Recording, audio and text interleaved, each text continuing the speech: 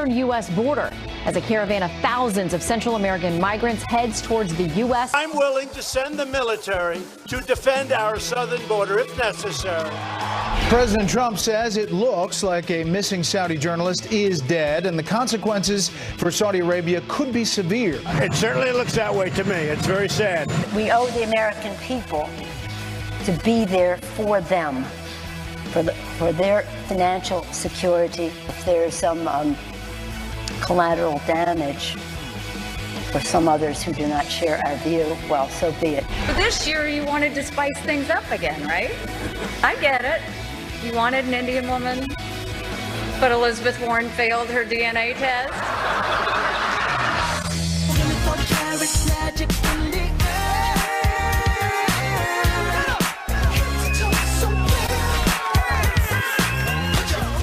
It is Friday. You just heard a little clip from Nikki Haley from the Al Smith Dinner last night here in New York. Pretty She's funny. free to say what she wants now. She's leaving, right? You can have fun. Right. She had fun at the expense of Elizabeth Warren and Mayor de Blasio as well. Well, we're going to have fun at your expense all day because I heard it's your birthday. It is so my I came in special. Birthday. Happy birthday. We're so glad you were born. That means it's officially my birthday when Ainsley says it. You know what it means too. When you walk into his house, we've been on the tour with him, the cookbook tour. When you walk in his house today, Kathy's going to have the pot roast. Is your mama's pot roast recipe? She made it for me last night because we're doing the book tour today. Oh, God. We're going down to Canton, Georgia to be at the River Church, and then tomorrow we're going to be out in Beaver Creek, Ohio, at Books and Company. Just in time for your birthday, I saw on Amazon yesterday it was #1 in the world, so that's awesome. Thanks to all of you. Thank you very much. They're printing them as fast as they can. And by the way, Ainsley and I have been trying to bake all morning. We got to do the show. We were going to bake with friends and get you a cake, but we haven't been able to do it yet. You know, Brian was always talking about his Easy Bake Oven that he had growing up, which is just Maybe that's why Brian's not here today. Maybe. He's making your birthday cake. He bailed on your birthday. He'll be back Monday. Thank you. All right, lots to talk about today. It is 2 minutes past the top of the hour, so let's get straight to this Fox News alert. Planes filled with police and riot gear landing at the border of Mexico and Guatemala. President Trump praising that move as the migrant caravan inches closer to the U.S. Well, right now, Griff Jenkins is live way down in McAllen, Texas, with the administration's plan to stop those thousands from crossing into Mexico and then crossing into the United States. Hey, Griff. Hey, good morning, guys. I am in Ground Zero, the heaviest trafficked sector of the entire U.S.-Mexico border, as the president keeps eyes on that caravan hundreds of miles of where I'm standing. Secretary of State Mike Pompeo will meet today with Mexican officials to try and implement a plan to stop that caravan along the Mexican border. We saw more than 500 federal officers deployed in that effort. We will see what happens. Last night, the president in a rally in Montana thanking the Mexican government for their efforts. Listen. I just want to thank the Mexican government because they're stopping it, hopefully, before it ever gets to Mexico. I'm willing to send the military to defend our southern border if necessary. All caused because of the illegal immigration onslaught brought by the Democrats because they refuse to acknowledge or to change the laws. They like it. But here's the thing, guys, and here's why I'm standing where I am right now, and that is for hundreds of miles before that caravan gets here, the problem on this border is already exploding. A record number of illegal families crossing, more than 16,000 last month. That is an 80% increase since July when the administration reversed their policy on the zero tolerance. And get this number, 107,000, more than 107,000 family members taken into custody in fiscal year 2018. That shatters the record set in 2016, which is just over 78,000. And where I am in the Rio Grande Valley sector, RGV, they are seeing a 300% increase in family units coming since this time last year, more than 5,400 in just this one station in the last 2 weeks, and countless loads of dope. We're about to go on a ride along here shortly as the sun comes up. We'll try and bring it to you live so you can just see the pressure already mounting on this border, and that's why the president is talking about this being a major issue in the midterms, less than a month away, guys. Griff, after the USMCA that replaced NAFTA, is that the reason why Mexico's helping us and coordinating with us? We have a better relationship with them? Well, we don't know fully. We'll learn more perhaps after Secretary of State Pompeo meets with them. But one thing is for sure, as one administration goes out and a new one comes in, Mexico has found a new motivation to try and help us with this problem. One thing that they will do is help with the deportation policy. We're going to hear more about that later. All right. Griff Jenkins down in McAllen, Texas. We thank you very much. The President of the United States referred to the caravan last night at a wide-ranging event out in Montana, in Missoula. He said he suspects Democrats could be behind the caravan. And while he didn't cite any evidence, it is thought that he was referring to a video that Matt Gaetz, congressman from Florida, had tweeted out earlier in the day that apparently showed migrants being handed down in Honduras, it was believed, they don't actually know where it was, being handed cash. And Mr. Gaetz yesterday called for an investigation whether U.S.-backed NGOs or George Soros were behind the caravan. So, you know, obviously, it's a political thing to the White House. He definitely doubled down yesterday at the rally. Remember, yesterday he was tweeting saying he was going to send our military, he was going to close the border possibly. He doubled down on that last night when he was speaking in Montana. He was also out there stumping for Matt Rosendale, who he wants to become the Republican senator in that area. And he said that immigration is his top priority, or one of them at least. Listen to this. Come Election Day, Americans will remember Kavanaugh, the caravan, law and order, and common sense. But a lot of money's been passing to people to come up and try and get to the border by Election Day. As you know, I'm willing to send the military to defend our southern border if necessary. And the crazy Democrats refuse to support any form of border security legislation. They also figure everybody coming in is going to vote Democrat, you know. Hey, they're not so stupid when you think about it, right? Democrats have become the party of crime. The choice could not be more clear. Democrats produce mobs. Republicans produce jobs. Oh, there he's rhyming.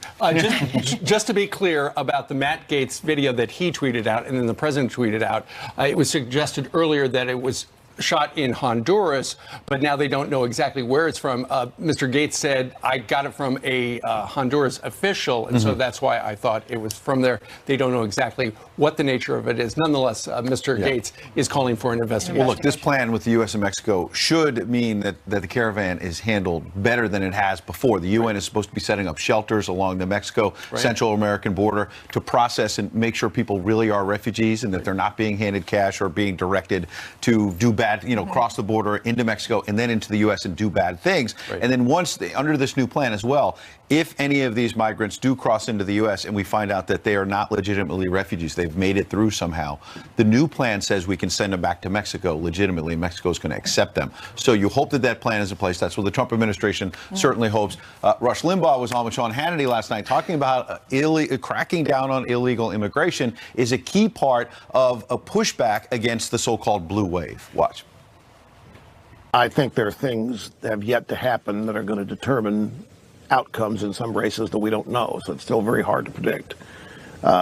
Kavanaugh feedback reaction was 100% positive for Republicans. The Democrats really blew that. I don't have survey data. I don't trust it. It hasn't been right consistently enough for me. The people doing these surveys desperately want Trump gone. I don't know how they can take that out of their work. I don't believe in pure objectivity, so I distrust. If I put you on the spot, prediction. But we hold the House and we increase the Senate. And because I think that's justice. I think that's just. I think the Democrat Party deserves to lose in the single biggest electoral landslide defeat in my lifetime because of the actions they've taken just in the last month. He says he doesn't trust the polls, that Republicans are going to keep both chambers of Congress. Well, look back to 2016. Polls pretty much got it wrong. Only one or two polling outfits, including Rasmussen and I think the USC poll, were even close. Meanwhile, last night, a couple of blocks from where we're sitting over at the Waldorf Astoria, a very fancy hotel, and they've got a big banquet room. Every year they host the Al Smith Dinner. Nikki Haley, who has taken up residence on the east side of New York as the UN ambassador, had a little fun. She was one of the keynote speakers, and she brought up some people in the news. Listen to this. The president called me this morning and gave me some really good advice. He said, if I get stuck for laughs, just brag about his accomplishments. It really killed at the UN. But I do understand why you invited me.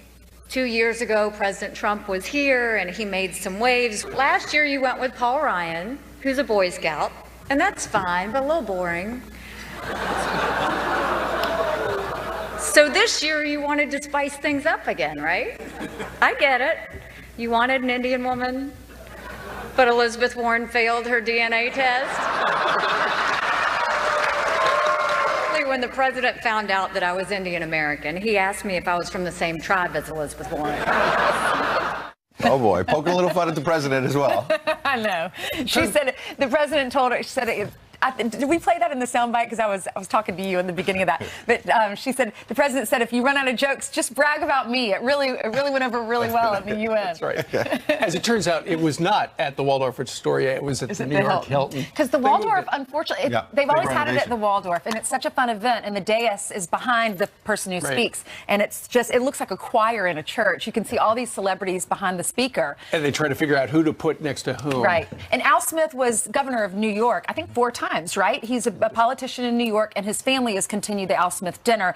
And every time there's an election, every 4 years, both of the candidates go and they speak. Yeah, the Democratic and the Republican nominee normally. It's a big roast. And a lot of money's raised for Catholic charities. It's so, what do you think? Blue wave or red wave? Friends at FoxNews.com. In the meantime, we're going to get over to Carly Shimkus with some other news. Good morning. Happy Friday, guys. We made it. All right, and straight to a Fox News alert.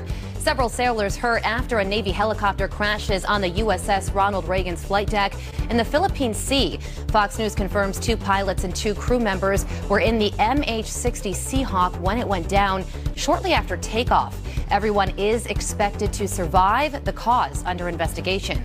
Now, this comes more than a year after 2 warships from the same fleet were involved in a separate crash. 17 sailors died. Turning now to extreme weather, rain pouring central Texas for nearly a week, showing no signs of stopping today. Lakes Lakes are overflowing, flooding nearby homes and businesses. At least 2 people are dead. As waters rise, officials opening 4 floodgates at a dam near Austin. They could open all 8 for the first time ever. And firefighters braving the floods to save an American flag in Texas. And the video is now going viral. Look at that. And did you buy your lotto ticket yet? Tonight's Mega Millions jackpot now leaping to an insane $970 million.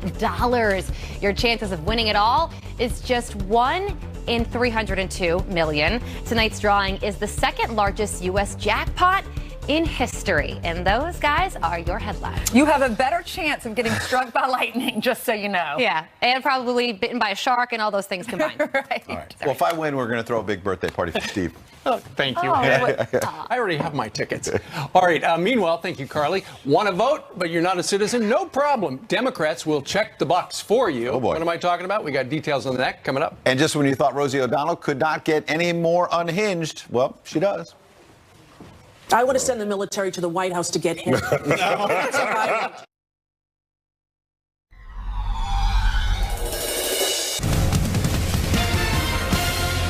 You know it. You cannot wait. We're now officially 18 days out from the midterms, so just how tight is the battle for control of Congress? Let's ask former pollster for Ted Cruz, Chris Wilson. Good morning, Chris. Good morning. You know, we just played this clip from Rush Limbaugh saying, we know he's coming from the conservative side, obviously, but he raises a fair point for all sides to consider, which is, why should we believe the polls suggesting a blue wave when the polls in 2016 were way off? Well, I think if you look at all the polls in 2016, they weren't that far off. I mean, the fact is they predicted a Hillary Clinton win, and she did win the national vote. Or what she didn't win was the Electoral College. And what they did a bad job of doing was predicting each individual state and each individual race. And so if you look at that's not good, right? Yeah, right. So if you look at the national polls, yes, but the problem is those oversample from California and big cities in the Northeast, and yes, Democrats do very well there. But if you look at the individual states where there are competitive seats, you look at Texas, where Ted Cruz is now running way ahead of Beto O'Rourke. You look at Arizona and Nevada, where Republicans are going to hold seats or working to hold seats. You look at Missouri and North Dakota, where Republicans are moving ahead of incumbent Democrats. Right. You look at Montana, where Republicans are now competing with incumbent Democrats. And if you go into each of those individual states and those individual races, then in that case, Republicans are doing much better. So let's break it down. Let's start with the Senate. You just mentioned North Dakota. Heitkamp, Democratic incumbent in a big Trump state, down double digits. McCaskill in Missouri, a Democrat who appears to be in trouble. There are some people predicting right now that the Republicans may pick up 2-3 seats or so in the Senate. Is that realistic, or is that an exaggeration? Well, it is. You mentioned two right there in North Dakota, Missouri. You also have to throw Florida in that, where Rick Scott is running ahead of Bill Nelson. And like I said, Montana, where Matt Rosendale and John Tester are back and forth. And the other one that I think is going to surprise, there's two others that could surprise people, is West Virginia, where Patrick Morrisey is running a very strong race against Joe Manchin. Then you have Indiana, where Mike Braun's running against Joe Donnelly. And both of those are also competitive. And I'll tell you, and what's going to make a big difference in these states is the president's travel schedule. You look at where he's going and spending time. Like I mentioned, last night he was in Montana. I promise you, Matt Rosendale's going to get a big bump out of that. Right. What happens? Does he go to Indiana? Does he go to West Virginia? If he does, that's another case where he can help bring these candidates across the finish line there at the end. You've got Donnelly in Indiana. You mentioned Tester in Montana, Democratic incumbents who voted against Kavanaugh. Let's end quickly on the so-called Kavanaugh effect. Is that real or an exaggeration? You know, it is real. And the fact is, I'm doing polling in a lot of these races. And what I saw immediately following the Kavanaugh vote was particularly in states like North Dakota, Montana, Missouri, where you had Democrats who voted against Kavanaugh. But even in a state like Texas, where you had Ted Cruz who fought and argued for Kavanaugh, you saw Republican intensity meet or exceed Democrat intensity. It's the first time in the 2018 cycle that's occurred. Yeah, Chris Wilson, you can certainly see a surge in Republican intensity. We'll see how it plays out. We appreciate you coming in. You bet. Thanks for having me. Meanwhile, the president says he believes that Saudi columnist is dead, as Secretary of State Mike Pompeo pushes to give the Saudis more time. Seems like the right move to avoid a full-on diplomatic crisis, right? Well, some in the media, though, they're melting down. Why is that? We'll break it down. And the president was there last night. Todd Pyro is there, too, Missoula, Montana, having breakfast with friends. We'll go to him live to hear what the people think. But this is still This program is brought to you by Advil. Fast, powerful, and proven relief that makes pain a distant memory. With Advil alert, President Trump telling reporters that it looks like the missing Saudi journalist Jamal Khashoggi is dead. It certainly looks that way to me. It's very sad. It certainly looks that way. Just that we're waiting for some investigations and waiting for the results, and we'll have them very soon. The president also vowing to, quote, very severe consequences against Saudi Arabia if they are ultimately found responsible. Here to weigh in is Muslim scholar and author of In the Land of Invisible Women, Dr. Quanta Ahmed. Doctor, good morning to you. So what do you make of where we are in our relationship with Saudi Arabia right now? We've weathered crises before. This is clearly a crisis for U.S. and Saudi relations, but one that I'm confident our nation and the kingdom will get through. I think the president is showing a degree of wisdom and asking for patience and time and consideration. We would like to see independently the information verified ourselves, but we remember our relationship with the kingdom is almost a century old. An American President Roosevelt, recognized that the kingdom would be strategically important even before we knew any oil was present in the kingdom. So we're not about to abandon the kingdom now. Sure, and we heard that from Mike Pompeo yesterday, where he said, you know, we're going to give them a little more time before they, you know, so they get as much information, and they have been a very important ally of ours as well. But it looks like, from what we've seen, it looks like the Crown Prince may have ordered a hit on this guy or been somehow involved. And there's a story out this morning that apparently they may blame a top intel officer who is close to him to have him take the fall. I understand that the circumstances look very, very negative. I hesitate to make any allegations without knowing the proof. We also understand Saudi Arabia is not Crown Prince Mohammed bin Salman. They're two separate entities, though we are pragmatic. We know this Crown Prince may rule for more than 50 years. But the truth is, America wants to exert tremendous influence in the Gulf region, and we can't do it without the kingdom. The goals of our president and the Crown Prince are extremely unified in terms of fighting the menace of an Islamist Iran. We know that the Crown Prince also recognizes the Muslim Brotherhood as literally evil, and which is how we also see it as well, the mothership of all modern terrorism. So I would say we have to stand with them, and we've weathered in this city and this country 9/11 with the Saudis and come through that. We've noticed that a number of members of the media are calling into question the president's relationship with the Saudis. I think Joe Biden a day ago said that President Trump has a love affair with autocrats. I believe he was talking about the relationship with the Saudis. Well, former Vice President Biden can account for his own remarks. The truth is we live in a world full of monarchs, dictators, autocrats. We deal with whomever we can. And one of the very strong things about the Crown Prince is he's actually looking to economic reform of the kingdom. There's been a mass exodus of American presence from the Davos and the Desert meeting, but economic reform is often the beginning of social reform. So the United States should be supporting the kingdom's efforts at economic reform for a post-petrochemical future. Well, you know, while a lot of people have said, look, there's all this evidence apparently that we've gotten from Turkey. It looks like the royal family is somehow involved. Saudi Arabia looks really bad.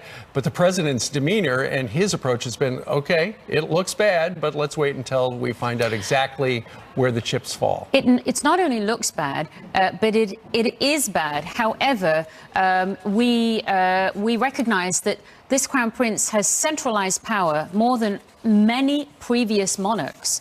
We're not going to move ahead without him, and the United States is not in the business of selecting heirs to the Saudi throne. That's not what we do.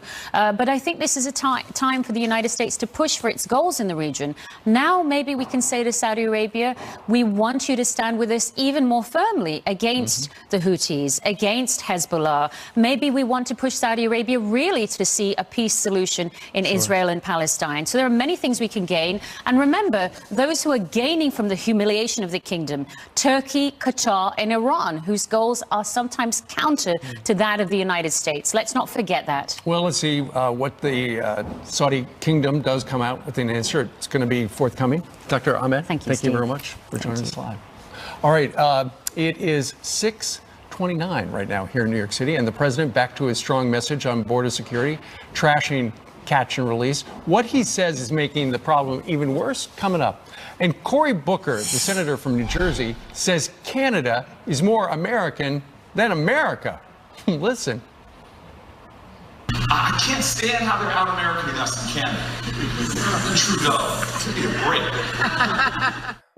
Diamond and Silk with a reaction. Good morning, ladies. You're next.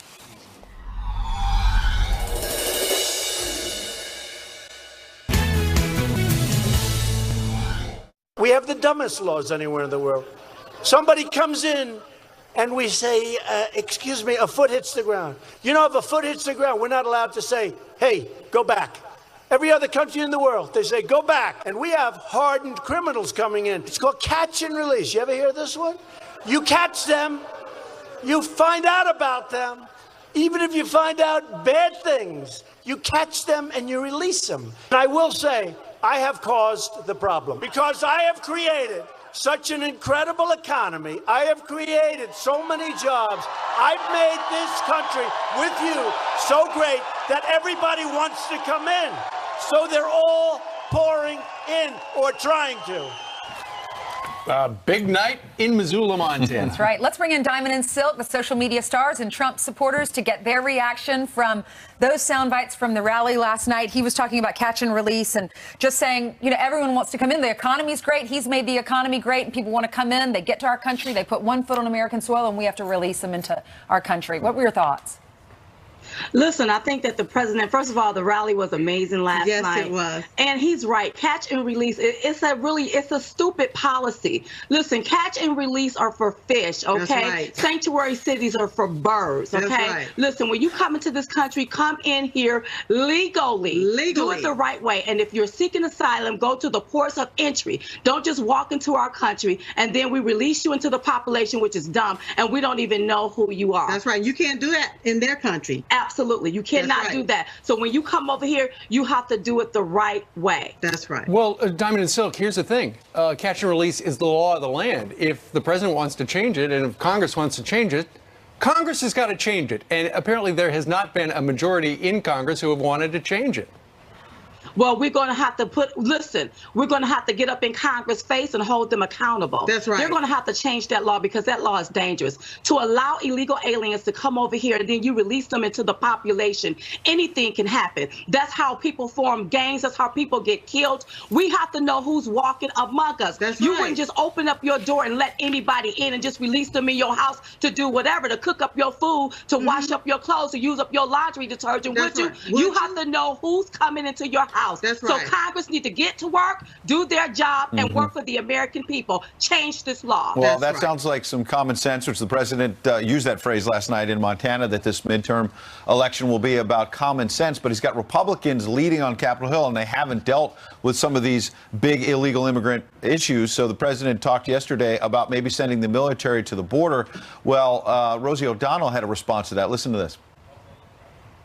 When he got the nomination, I thought, well, we just got to wait till Election Day. That's all I have to do is hold on till then. And then that he won, you know, it took me a good year to compose myself to be in public again. I took a year out of the spotlight. For when he was elected, what I wrote on Twitter was we should impose martial law till we make sure that the Russians weren't involved in the final tallies of the votes. And people were like, martial law, what's wrong with you? You're a lunatic. Well, he wants to send the military to the border, so. I want to send the military to the White House to get him. I mean, I don't know what's more remarkable. Her saying, I want to send the military to get the president, or an entire MSNBC panel thinking it's funny.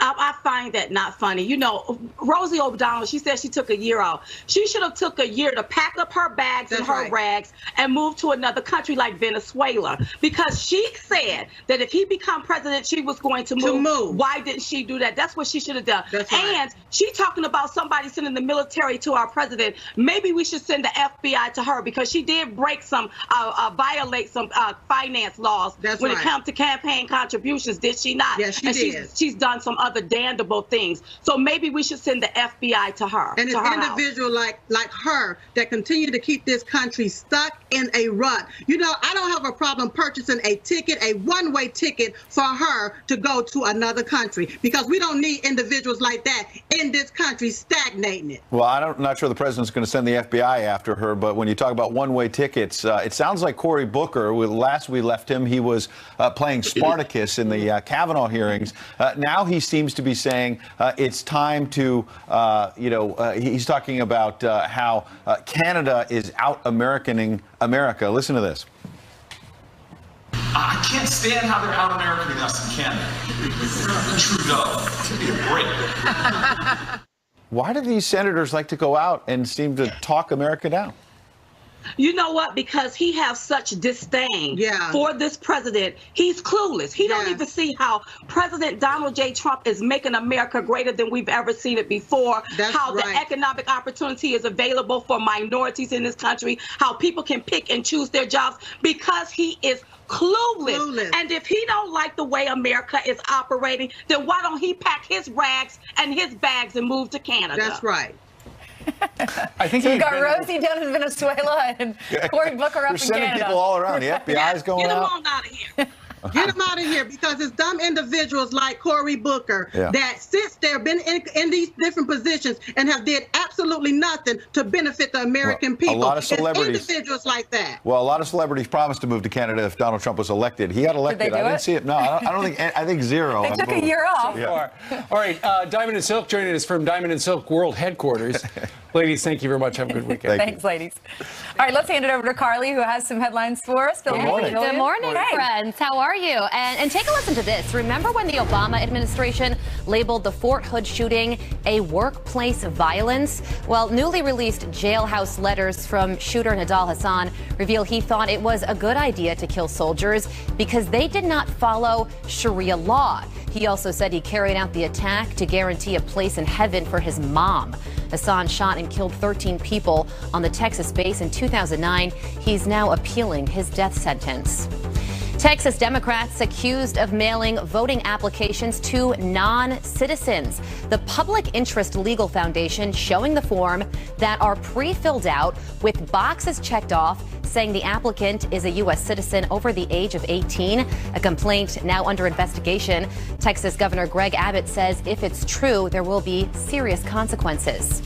No boys allowed. A mother is demanding girls-only time at public playgrounds. An anonymous woman writing the Washington Post saying she asked another mother to leave a public playground with her son, but she said no. The woman adding, quote, "We live in a world where boys get everything and girls are left with the crumbs."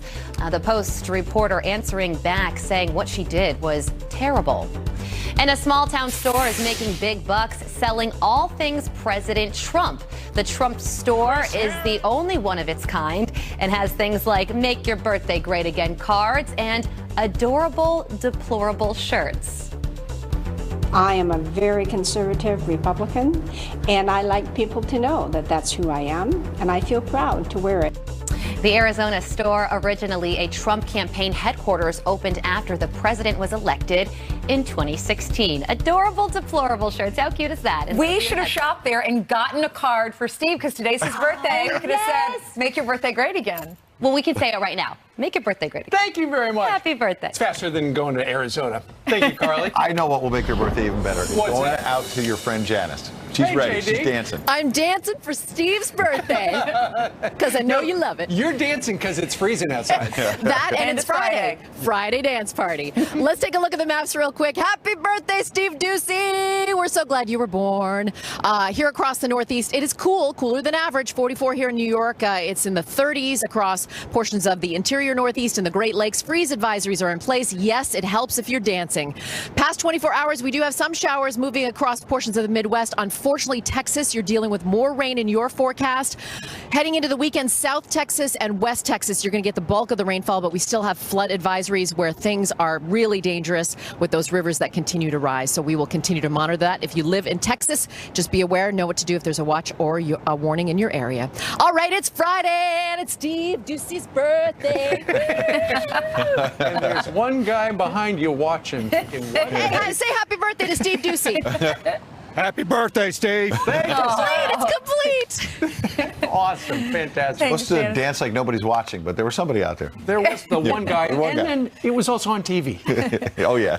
Okay, 41 minutes after the top of the hour, 2020 hopefuls are hitting key states like South Carolina and Iowa. Cory Booker was actually in South Carolina. But can anyone actually take on President Trump? Sean Spicer knows the president extremely well, as you know, and he's going to join us live to weigh in. And Todd Pyro is having a little breakfast with friends in Missoula, Montana. Good morning, Todd.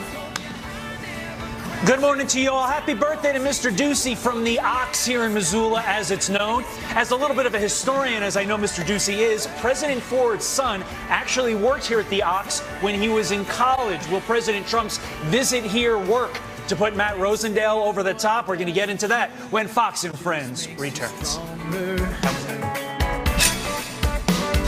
But I hope when you cry that you don't cry 1 second long. President Trump fired up his supporters last night at a rally in Missoula, Montana, as he tries to help Republicans flip the Senate seat as he calls out Democrat Senator Jon Tester. You must defeat the Democrats, and you must defeat Senator Jon Tester.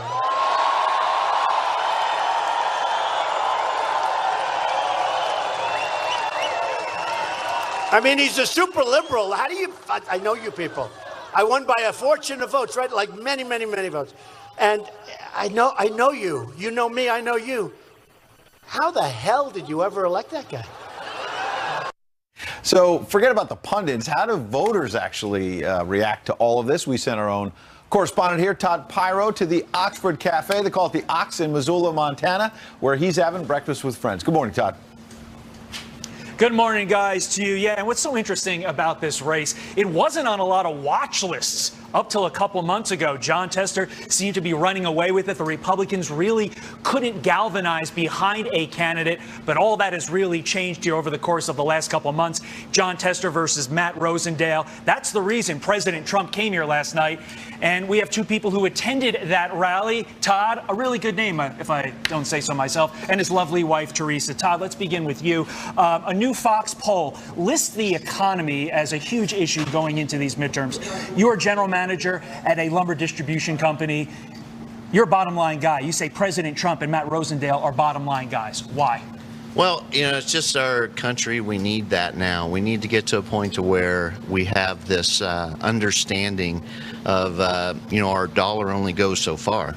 And we need to be wise with what we have and what we're doing and, just to make our country better. Understood. I want to switch gears to the border because you had an interesting take. You said when it comes to the border, our laws get bypassed for what you call, quote, theater. What do you mean by that? Well, it seems like nowadays, since our country is so Facebook, whatever, all these different kinds of avenues of bringing out things, it just making it look like, oh, this is such a drastic type of a avenue that our country's going down, when really, if we look at what we have and the productivity and how great our country is, we can find ways to make all of this work if people would really put an effort towards it. Understood. Todd, thank you. Teresa, one question for you. You were talking to me earlier. You said you blame the Democrats for the divisive rhetoric in our country, and you say for years Republicans just seem to take it. Now President Trump doesn't take it. Why? He just calls people out on it. I mean, he's not afraid to say what he thinks and he just speaks it. If something's not right or if someone has said something, he calls them out on it and he says something about it, which I like. I think a lot of people are tired of just taking the high road and not saying anything, but he speaks your mind. Great stuff, guys. Todd and Teresa, thank you very much. Coming up next hour, we're going to take you inside our visit to the rally. We walked the lines, and boy, there were a lot of people there. We're going to bring that to you coming up in a little bit. Yeah, for now, Steve Ainsley and Ed. Didn't you say you thought you were going to get in quickly because you went like 5 hours early and wasn't the case? Yeah. We landed, and you figure we're here 5 hours ahead of time. We have no problem. We got in the line to get in. It was an hour in the car line. Unbelievable. All right, we'll be back with you, Todd. Saw the pictures. All right, meanwhile, Kamala Harris, the latest Democrat to throw a plan for free money around. Is this how she kicks off her presidential campaign? We're going to tell you about that coming up. And what happens after the 5 people you meet in heaven? The author of the best-selling book continues that story. Mitch Albom is going to join us next. Hey, Mitch. I've got to 10 with you again. Tell me about this new book. Well, the first book, as you say, Eddie dies, goes to heaven, meets 5 people who explain his life to him. He dies saving a little girl from an accident in an amusement park. He pushes her out of the way, and then a cart hits him, and he doesn't remember anything. This follows the little girl who was pushed out of the way, and she ends up sort of blacking out the whole event from the trauma of it. But her whole life, she feels like she's been making mistakes. Something's been haunting her. And when she dies and goes to heaven, she meets 5 people of her own, one of whom, of course, is Eddie from the first book, who kind of explains to her that this life of mistakes that she thought she made actually all fit together and made a lot of sense. How did writing these books and how did that contribute to what you've done in your personal life? I know you take care of an orphan child and you have several charities. Tell us more about that. I have a lot of charities in Detroit where I live. I run an orphanage in Haiti, 47 kids. I'm there every month. And every month? Yeah, I'm there every month. My passport has been overstamped already. But one of those children developed a brain tumor when she was 5 years old. She came to live with us, and for 2 years she was our daughter. She succumbed to the brain tumor, but we traveled around the world with her trying to save her life. And because of that loss, is this her picture? Yes, that's What's Chica. her name? Chica. And yeah, she was the light of our lives, and so that loss, I sort of had to process that. It's one of the reasons I decided to write this book now. That's That's her bell dress. Yeah, we all know what that is. Moms. But there's the selfie. I'm not very good at those. So cute. There's a moment in the book where Annie is shown by a character in heaven with pipe cleaners, which play an important part in the thing. And he takes these pipe cleaners because she's all upset about the losses that she's had in her life, just as I had that loss. And he makes a small little heart out of one pipe cleaner, and he says, you see this small little heart? It's perfect, it's small. This is the heart we're born with. Then he takes the other 4 pipe cleaners, he makes this big, huge heart, which has lines all across. He says, see this heart? This is the one we die with. And she says, but it's all broken. He says, that's right, many times. And she says, so that's what ruins it? And he said, no, that's what makes it whole. And I've had to learn that all those experiences and all those losses are what make our life whole, because it reminds us of what we still have and what's precious. And Annie learns that in the book. And I hope if people have suffered losses in their own life, that the book provides them that kind of comfort as it did for me. Well, congratulations. You're such an inspiration to everyone who reads your material. Thank Mitch you. Albom, the next person you meet in heaven. Pick it up today. Thank you, Mitch. God Pleasure. bless you. Thank you, Ainsley. A Fox News alert moments ago, people crossing our southern border arrested by Border Patrol. Griff is live on the ground. Plus, Sean Spicer, we have Charles Payne and Lawrence Jones. They're all here live. Coming up.